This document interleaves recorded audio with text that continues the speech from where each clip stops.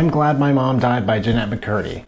Jennette McCurdy is glad that her mom died. If you look up Jennette McCurdy right now, you will see some stuff about her book right now. Sure, I looked it up and saw some stuff about what you would never expect as an old iCarly fan, but after all these years, you would not be happy exactly to hear about. Childhood abuse, being pissed at Ariana Grande, selling out on Amazon. Sorry, McCurdy fans, but not Audible. Shout out to all my fellow Audible listeners. If someone sells out on Audible, like, the internet finally broke. Okay, it really actually broke. She was offered $300,000 in hush money by Nickelodeon. Some of this is, I suppose you could really only write a book about it, right? This may be obvious, but I'm Glad My Mom Died is, it's a little bit of a grabbing title. To me, at first, it was like, well, she's a comedian. She's just doing her job. But looking at the headlines, you begin to think, I know that she's just doing her job, but it has to be a little bit deeper than that. In this review, I'm going to go over some of the chapters of Jennette McCurdy's new book, I'm Glad My Mom Died, my thoughts on them, some standout quotes, who I recommend this book to, and what books to maybe check out next. Welcome back to my channel. My name is Sam, and I want to make self-growth normal, because people shouldn't have to look this information up. It should just be mainstream knowledge. If you agree, then please make sure to smash that like button. Okay, so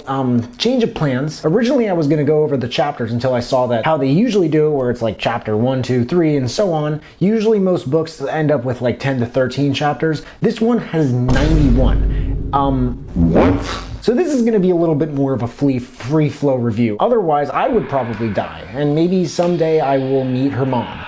And I don't think I'll be too happy after checking out this book. This part in the beginning was pretty gripping. If she's really, honestly, the whole book was pretty gripping. If she's really gonna die, what am I supposed to do with myself? My life purpose has always been to make my mom happy, to be who she wants me to be. So without mom, who am I supposed to be now? She wanted what her mom wanted. I mean, her mom wanted her to start acting, but she didn't want to go into acting that badly. Obviously, she was pretty good at it. And I also found it interesting that church was her favorite place for a totally different reason than most would expect. It was really because it was a peaceful 3 to 5 hour time that helped her escape from her least favorite place, which was home. And her mom honestly sounded like a totally miserable control freak and absolute narcissist who only really wanted things her way. It painted itself as the typical story of the overbearing mother who emotionally forces her child to do what she was not able to do, but it didn't do much more than eerily remind me of that. What I love about I'm Glad My Mom Died is how McCurdy was able to write and especially narrate it in a way that gave the book its own flavor. This was brighter on the outside looking in because of the humor, but darker on the inside looking out because of the moments when it's like, oh my gosh, what is wrong with this woman?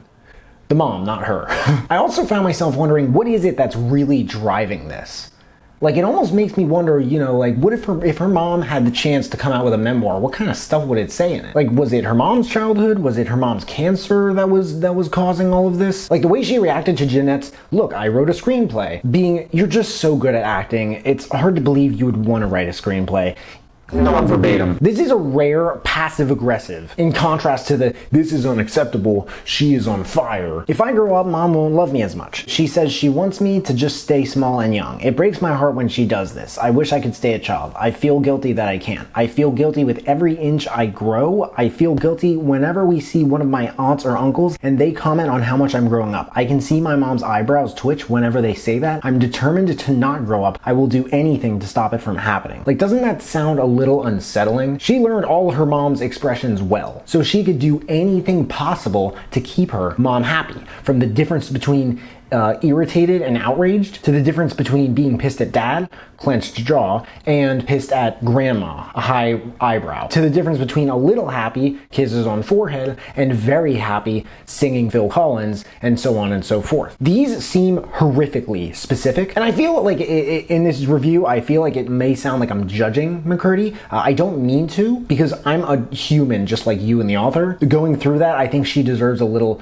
bit of empathy or understanding, especially after writing this monolithic account of childhood abuse. And for some reason, I get the feeling that this story is probably not that uncommon behind adolescent stardom. Like, I don't even know how to comment on the part about calorie restriction. And Jennette would say the creator talking about iCarly, but we all know exactly who she's referring to, Dan Schneider. For anyone who doesn't know, Dan Schneider was the showrunner.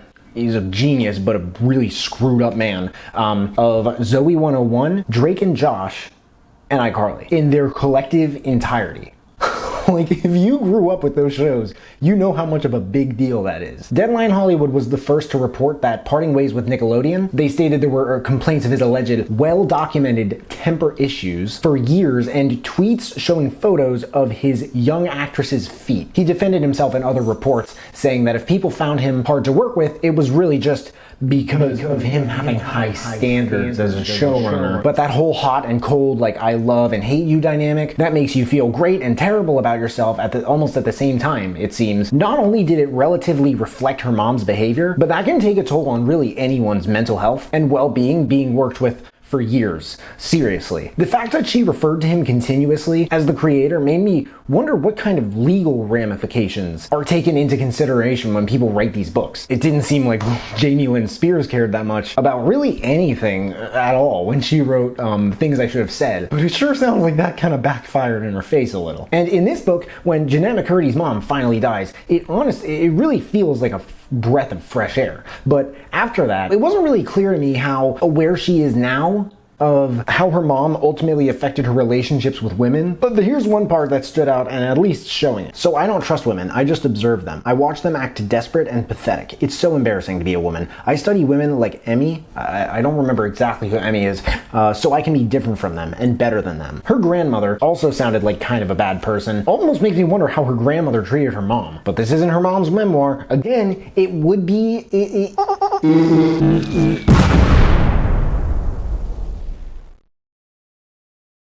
Maybe if her mom had a memoir, I would possibly be interested in reviewing it just to get a little bit more of a background of where all of this absurdly inhumane treatment of adolescence stemmed from. For anybody wondering about this one part, once I got to the section about the $300,000, I have to admit I wasn't that surprised. An agent advised her to think of it as a thank you gift of some sorts. $300,000 they're offering her, never to talk publicly about her experience with Nickelodeon, specifically related to the creator. I wonder who the creator is.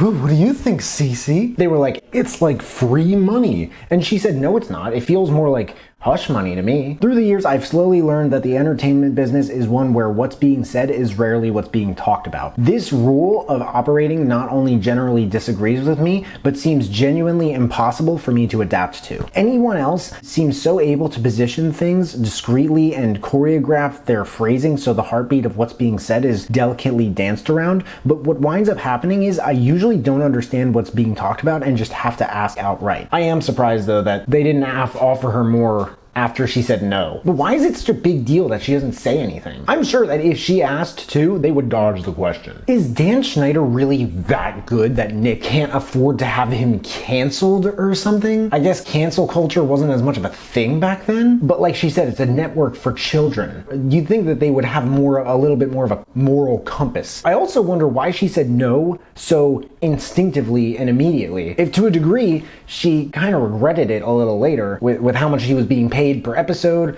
with the show at the time. $300,000 would have made a difference. Was it a fight or flight moment? Was it to feel more in control of her situation or something? In her credit, it must feel pretty empowering to say no immediately to $300,000 in hush money. I don't know, man. Would you take $300,000 in hush money for something like that? I don't know. What the author went through in this book, it's pretty bad. Relatively speaking, could it be worse? I guess. But when you really pay attention to this book, and this will pull you in, like it's that binge type of book. You're like, wow, this is dark. I mean, all these exhaustive thoughts of mom would be mad if she saw me eating this. Mom would be disappointed. I'm a failure. She actually said these direct things in the book. And you heard stuff like that a lot, all across the whole thing. When everything you do hinges upon what another person wants, it honestly sort of screws up your whole sense of identity. You can only imagine what this does to your mental state over time. And then that person dies and it's like, how can anyone cope with this in a healthy way? I have not been through anything like this. Perhaps clearly. I hope this video is not full of judgment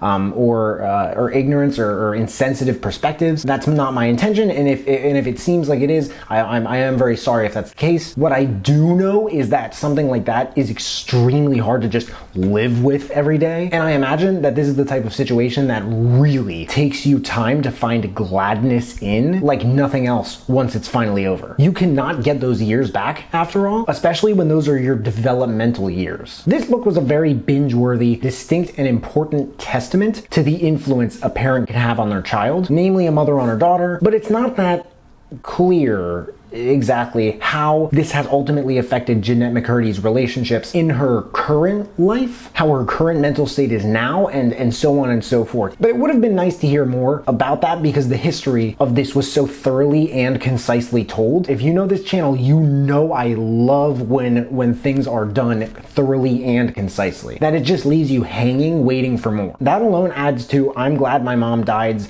enjoyability, but this one is definitely one for the books. Talking about books and saying one for the books, it just feels redundant.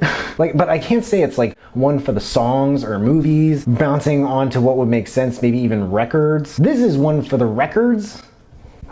This is our new cat, by the way. Her name's Cece. She has 3 legs.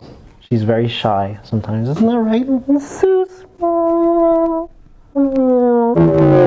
I don't know, but it's a strong contender for top 5 status this year. I'll say that. Quotes. They think it's so cool how they're cha-cha-chaing. I think it takes away from the purity of the birthday song. Why can't they just let a good thing be? This is the first time I've heard the word anorexia. It sounds like a dinosaur. I swear, agents are the best performers. Direction 1. I recommend this book for anyone who wants to learn more about 1, what it can be like for some to grow up in the entertainment industry, and or 2, what it's like and how it feels to grow up with an emotionally and physically abusive mother. Direction 2. If you like this book, I'd highly recommend checking out Know My Name by Chanel Miller especially, and maybe if you're feeling super dark, Beautiful Things by Hunter Biden. I'm Glad My Mom Died by Jennette McCurdy. There's a link in the description if you guys want to check it out and read the reviews. That and all the other books that I mentioned in this video if you want to check those out too. If there are any other books that you guys want me to check out and review, please let me know in the comments below. Also let me know if you checked out this book and you liked it, but hey, make sure to smash that like button, subscribe if you haven't already, because I don't get why people watch this far into my videos and they don't subscribe, but if you have subscribed and you want to turn it up just a notch and turn on that notification bell